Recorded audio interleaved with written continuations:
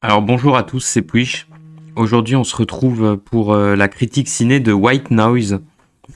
Je l'ai super bien prononcé. Donc un film qui vient de sortir sur Netflix là avec Adam Driver, un film de 2h15. Et c'est un film vraiment qui me laisse un peu sur le carreau, honnêtement. En fait, j'ai pas... Je sais pas. Alors soit je suis trop con pour comprendre, soit ce film... je sais pas, il est... Bah déjà, en fait, si je dois vous parler du synopsis, j'ai du mal à... Finalement, j'ai du mal déjà à vous dire de quoi ça parle, en fait. En gros, on va suivre un professeur d'université qui est spécialisé dans la Seconde Guerre mondiale et dans le nazisme, en gros, qui s'appelle Jack Gladney. Alors, il est joué par Adam Driver, qui est excellent. Franchement, Adam Driver, c'est vraiment un acteur que j'aime beaucoup. Hein. Il est vraiment bon dans la plupart de ses rôles, hein, franchement. Bah là, encore une fois, il est très très bien. Il fait un cinquantenaire, voilà, qui a une vie de couple normale, qui est un universitaire et qui va se retrouver un peu dans des situations auxquelles il n'est pas forcément préparé.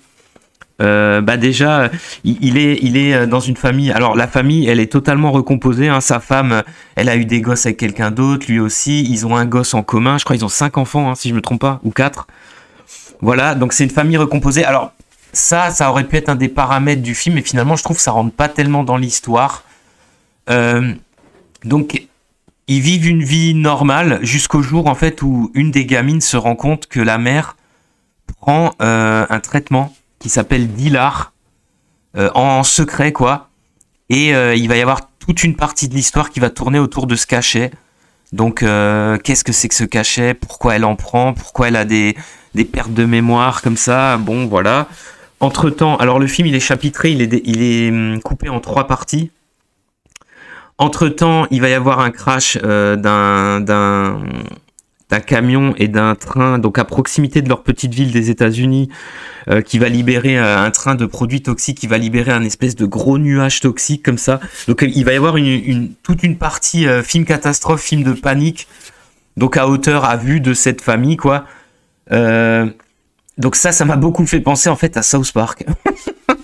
Quand on voit tout le monde se barrer tout le temps de la ville en mode on va tous mourir et de ça. Donc ça fait un peu penser à ça.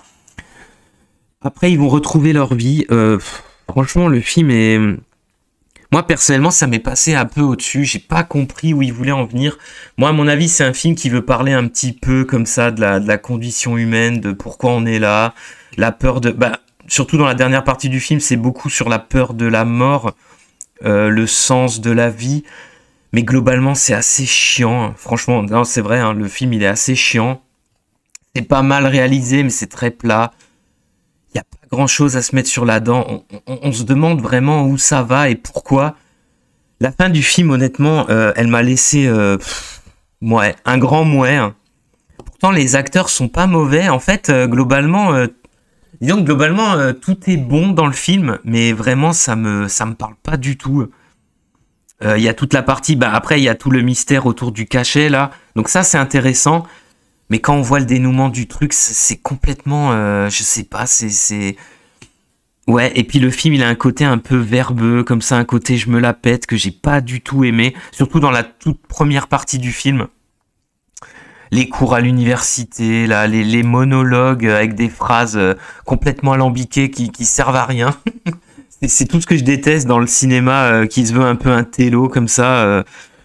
Même si le film est pas foncièrement mauvais... Hein. Moi, franchement, pareil, quand ils font leurs courses au magasin, est-ce qu'il y a un message sur la consommation? Ouais, j'imagine que oui, mais je sais pas, je trouve ça vraiment, je trouve ça vraiment lourd. Un film très lourd, un film chiant, les 2h15, croyez-moi, vous les voyez passer. Pas intéressant, même si Adam Driver, son personnage, il le joue très bien. Hein. Il le joue très très bien. Même la mère, elle est insupportable par moments. Elle est paumée, bah en fait c'est ça, en fait le truc, elle est un peu paumée comme ça, même si elle a l'air d'être la mère de famille parfaite. Bah de toute façon il y a forcément des failles vu que leur famille est totalement recomposée, c'est un peu du n'importe quoi. Donc les personnages ont forcément des failles, mais On les verra surtout que sur la fin, et puis globalement, c'est un gros boulgui-boulga de n'importe quoi. Alors apparemment, c'est adapté d'un roman qui se veut lui-même depuis longtemps inadaptable de ce que j'ai lu. Hein. Bah, c'est peut-être ça. C'est peut-être ça le problème. Peut-être que le roman est très bon. Mais en tout cas, en film, ça donne un film un peu indigeste, un peu chiant.